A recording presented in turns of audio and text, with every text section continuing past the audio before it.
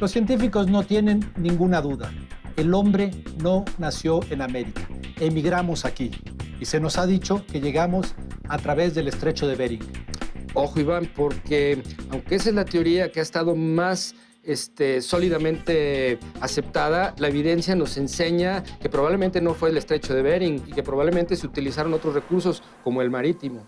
Y creo que de eso se trata la ciencia, precisamente de cuestionar constantemente lo que se cree establecido. Y hoy aquí en Observadores, este espacio para compartir lo sorprendente del mundo, vaya que si tenemos algo sorprendente.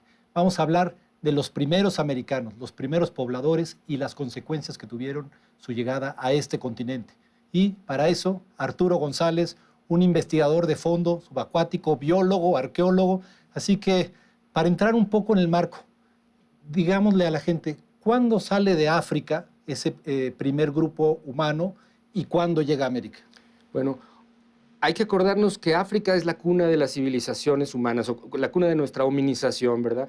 Probablemente salieron grupos que dieron origen a los neandertales, los Homo erectus, pero todos venimos de una familia o de unas familias que salieron de África entre hace 60 y 100.000 años, cuando mucho. Y estoy yéndome a los rangos más altos. De ahí viene esta migración por todo el continente que nos lleva en el último de estas aventuras a la colonización de América, que como bien dices ha sido muy polémica y bueno, es un fenómeno muy interesante porque realmente nos interesa conocer nuestro pasado y de dónde realmente venimos, ¿no? Yo creo que aquí es bien importante, dijiste la colonización de América. Y todo el mundo se refiere a la colonización de América cuando llegó precisamente Colón. Sin embargo, esta es la verdadera colonización. ¿Cómo fue ese trance? Se dice el estrecho de Bering o las costas. ¿Me puedes más o menos dibujar el panorama? ¿Qué sucedía entonces en el mundo? Estamos en el final de la era del hielo. Estamos en un momento en que las glaciaciones hacían que el agua estuviera congelada muchas veces en los cuerpos continentales, lo que hacía que el mar era mucho menor, probablemente 120 metros menor a lo que hoy vemos, ¿no? Eso generó puentes de tierra y eso generó, pues, de otra vista, otra manera de poder entendernos, ¿no? Probablemente desde Yucatán podrías ver Cuba en ese momento, porque toda la sonda de Campeche, todo aquello que es menos profundo que los 120 metros, pues era continente, O sea, ¿no? quedaba descubierto realmente un paisaje completamente totalmente distinto al que conocemos. Y en ese paisaje habitaban una serie de faunas que se extinguieron, la mayoría de ellas, como los mamuts, los mastodontes, los tigres dientes de sable, los gonfoterios, unos armadillos también enormes, de casi el tamaño de un Volkswagen.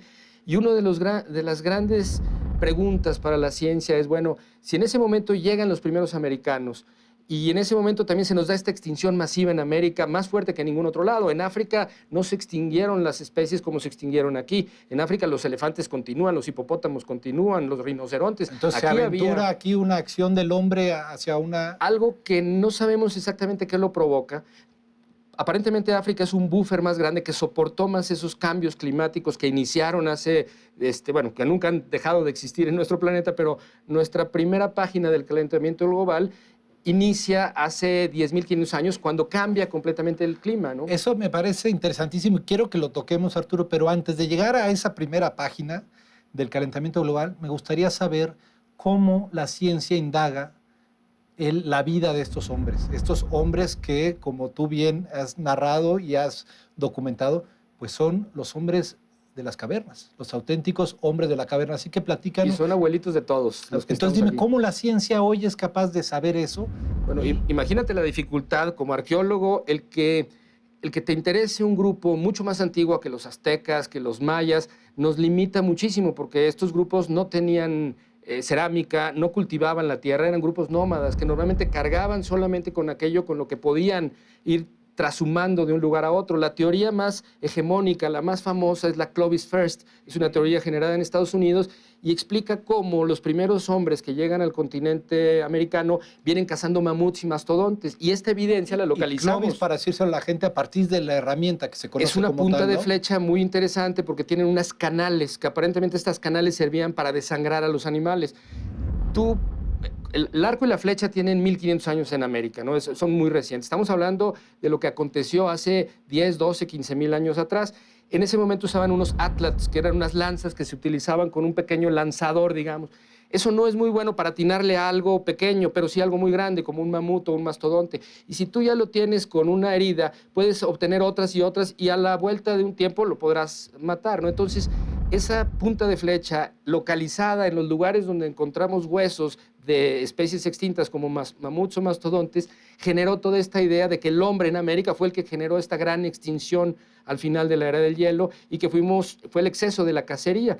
Sin embargo, otra idea en la que a mí me gusta imaginar más es que los grupos que llegaron primero fueron extintos por otros grupos que llegaron después, pero que trajeron enfermedades, que trajeron algunos virus o algunas bacterias que el continente no conocía y que le resultaron imposibles de superar y se extinguieron, quedando el segundo grupo o la segunda o tercera oleada como los que se desarrollaron ya en América. Pero estos primeros grupos, que son difíciles de encontrar por esto mismo que decíamos, de, bueno, si encontrar en las pirámides donde había concentraciones de personas es difícil, pues hacerlo en donde eran nómadas y donde habitaban solamente cuevas es todavía más difícil. Y que aquí es donde a mí me gustaría que narraras, porque tú y tu equipo para realmente investigar no solo es entrar a la caverna, sino entrar submarinamente a la caverna. Fíjate que esa es la gran ventaja. Yo no sería un personaje conocido en el mundo de la arqueología, de la prehistoria, si no es por esa ventaja, que en México, como se inundaron todas estas cuevas, y yo era buzo y era arqueólogo. Para que la gente ubique, son los cenotes, todo el entramado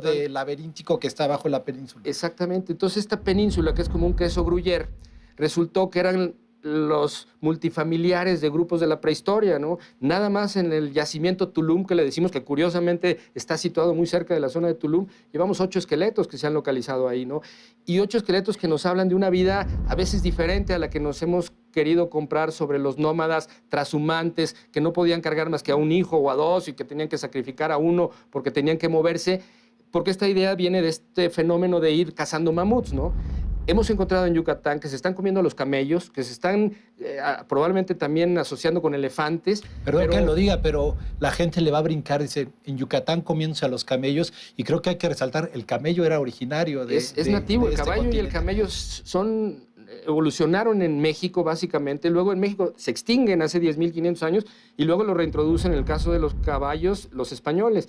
Pero nosotros tenemos la evidencia de las barbacoas, de las carnes asadas que se hacían dentro de las cuevas, que también eso nos intriga mucho porque, bueno, si bien los nómadas son los habitantes cavernícolas por excelencia, pues habitan la entrada, donde hay luz, donde puedes todavía tener una vida cotidiana. En el caso de Yucatán y de las cuevas que estamos estudiando, el arrastre de la selva, de la actual selva y del sedimento, de las lluvias, hacen que las entradas de las cuevas estén muy bloqueadas, con 3 o 4 o 5 metros de sedimento, que debajo de eso es donde está la evidencia de la vida cotidiana. La que estamos encontrando es la evidencia ritual, la evidencia que hacían mucho más dentro de las cuevas. Y estas personas podían meterse 1,5 kilómetros dentro de la cueva. Eso para mí es algo extraordinario, ¿no? Y a depositar fantástico a la abuelita en ese lugar y depositarla en una posición flexionada, que no es común en un fenómeno de una muerte natural, por ejemplo. Entonces es un grupo que está abriendo muchas nuevas interrogantes y trayendo muchas nuevas preguntas en términos de qué tan nómadas eran estos grupos. Claramente no están asociados con los mayas. Podemos decir que aunque habitan esta zona, no tiene nada que ver con los mayas. Lo que sí es cierto es que forman parte de este consenso de que el hombre habría llegado al continente hace 13.500 años. Bueno, esa es la edad que tenemos para algunos de la mujer del Najarón y la mujer de las Palmas también da fechas de ese tamaño. Aquí lo importante es que entendamos que pues, no pudieron haber llegado de ahí. Yucatán está justo al centro del continente, ¿no? Entonces, ¿por qué en el centro del continente estamos encontrando probablemente los hombres más antiguos de América? ¿Y a ti qué te dice eso? O sea, tus teorías o las teorías de tu equipo científico, ¿a qué te Que claramente no sabemos buscar, que nos falta mucho por aprender a ver este continente sin esa agua que hoy nos tapa gran parte, pero es increíble que los norteamericanos o los canadienses tengan la misma o menos evidencia que la que nosotros tenemos aquí en México, ¿no? En Cuatro Ciénegas, con las huellas estas que se convirtieron en piedra, o en esta zona de Yucatán, donde pues, tenemos esta gran radiografía o gran fotografía de la era del hielo en el continente americano que nos está enseñando cómo hacían grupos rituales, qué comían y cosas que pues, son una gran ventaja, ¿no? Y supongo que también la cultura actual, o sea, a través de la antropología podemos saber, a través del lenguaje, a través de las costumbres, cómo fue diseminándose estas migraciones humanas. Eso es lo que queremos. Aquí lo que yo te puedo decir, nosotros no podemos conectar a nuestros grupos de Tulum, a estos grupos de las cuevas de Tulum, ni siquiera con los mayas de hace 2.000 o 3.000 años, porque no tienen absolutamente nada antropológicamente, en antropología física, de relación, tienen más relación con individuos de la India, ¿no? Lo cual es increíble, estás hablando de una conexión y interplanetaria. eso nos llevó a que la primera idea o las primeras propuestas de nuestro proyecto argumentara que las migraciones que llegaron a América vinieron no de los mongoles del norte de Asia, sino del sur de Asia, más bien de la zona de la India, ¿no? Y eso lo estuvimos tratando de soportar con la evidencia. Sin embargo, al ver cómo la adaptación del hombre a ecosistemas particulares y el aislamiento generan esta particularidad, probablemente lo que provocó que los grupos hindús a los que se parecen mucho los de Yucatán sean similares es porque tuvieron un ecosistema muy similar, una selva cambiante, muy difícil en términos digamos, de sequía, de extremos, ¿no? Claramente, y ahí nomás para redondear la idea, Yucatán es una selva y en la selva no pueden vivir los camellos, es un absurdo, ¿no? Yucatán no era una selva hace 10,000 años, claro, que es realmente poco tiempo, ¿no? Era realmente una pradera más bien árida y seca en donde habitaban estas personas. Cuando empieza la lluvia, es probable que todo este crecimiento haya impedido que realmente pudieras movilizarte más de esa zona donde quedaste, digamos, atrapado, ¿no? En la costa de Quintana Roo, la costa de Tulum. Pero bueno, esa línea de investigación es la que poco a poco, y regresando a tu pregunta original, es la que tratas de argumentar con la evidencia, con la documentación de los materiales, que permita soportar una línea u otra línea de investigación. ¿Qué tan locales eran? ¿Qué tan transhumantes eran? ¿Qué tanto consumían estas especies? Y el punto que tocabas al principio, ¿qué tanto afectaron el clima, el cambio climático que sucedió entonces? Brevemente, Arturo, ¿qué sucede cuando llegan estos hombres? Hay un acontecimiento, hay una extinción y hay un cambio climático que se percibe hoy a tantos miles de años como la primera lección que nos da la naturaleza. Platícame qué pasa ahí. Sí, claro. Para entender el calentamiento global hoy estamos en la página 10,500 mínimo, ¿no? Habría que leer 10,500 páginas para atrás para saber en qué momento específicamente del calentamiento estamos hoy, porque aunque ha habido glaciaciones a lo largo del tiempo con periodos muy fríos y luego calientes, esas duran casi siempre entre 70 y 80, 90,000 años. Empezamos hace 10,000 este nuevo proceso de calentamiento, pero ya estamos en el calentamiento que tendríamos antes, hace, digamos, 100,000 años atrás, en donde en teoría nos tendríamos que enfriar. Es decir, lo que tomó 100,000 años para empezarse a calentar, ahora nomás tomó 10,000 años. Y eso es algo que nos intriga. Pero más allá de estas preguntas sobre el calentamiento que son complejas y que poco a poco iremos encontrándole respuestas, lo significativo y lo extraordinario de la evidencia que hay en México y en Yucatán para entender a estos primeros americanos es pues, que estamos viendo que están enterrando a sus muertos en estas cuevas y que son abuelitos, son personas de muchísima edad, no la edad que tendrían cualquier grupo nómado, y que están usando recursos del campo, de recursos de su naturaleza, como comer camellos, ¿no? O comer otras especies como tapires extintos, que era un tapir más grande que había. Vieron otra cosa completamente diferente a lo que hoy conocemos, ¿no? Sin duda, Arturo, nos estás hablando de un panorama que quizá hoy a la distancia del tiempo nos suena increíble, pero era lo que encontraron los primeros americanos, y vale la pena que la próxima vez que sobrevolemos el país o viajemos a través de sus carreteras, pensemos que en este territorio no hubo humanos y el paisaje era completamente distinto, y también que las consecuencias que el ser humano tuvo sobre el clima afectaron. Una lección que hoy valdría la pena tomar en cuenta. Arturo, interesantísima historia de los primeros americanos. Muchísimas gracias. Esto es Observadores, el espacio para compartir lo sorprendente que hay en el mundo. Gracias, Arturo.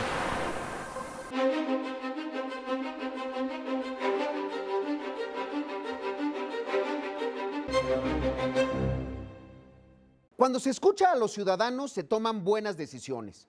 Aquí van 3 ejemplos. Primero, Chiapas, 1824. Los chiapanecos tenían que tomar una decisión, ser parte de México o de Guatemala, y decidieron a través de un plebiscito. La mayoría votó y expresó su voluntad de ser mexicanos. Esa fue la mejor manera que encontraron hace 190 años para tomar una decisión que cambió su destino. Segundo, Chile, 1988. A través de un plebiscito nacional, el pueblo chileno optó entre la continuidad de la dictadura de Augusto Pinochet o el inicio de la reconciliación con la democracia. Ganó el no a la dictadura, que, como señala José Woldenberg, demostró la potencia del voto como conducto de expresión de los anhelos de la mayoría de un pueblo.